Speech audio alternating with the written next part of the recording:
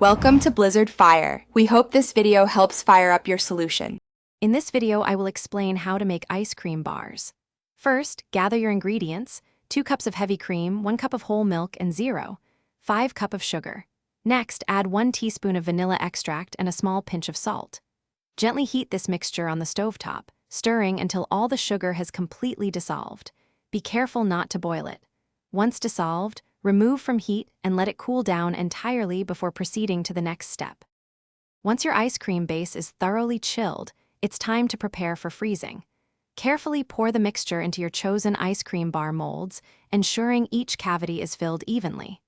Then, gently insert a wooden stick into the center of each filled mold. This stick will be your handle. Place the molds into the freezer and let them solidify for a minimum of 4 hours, or preferably overnight, to ensure they are perfectly firm. Now for the fun part, dipping.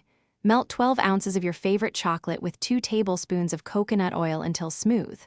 The coconut oil helps create a crisp, thin shell. Take a fully frozen ice cream bar from the mold and quickly dip it into the melted chocolate, ensuring full coverage. Work fast, as the chocolate will set almost instantly. If desired, sprinkle with chopped nuts or other toppings right away for extra crunch and flavor.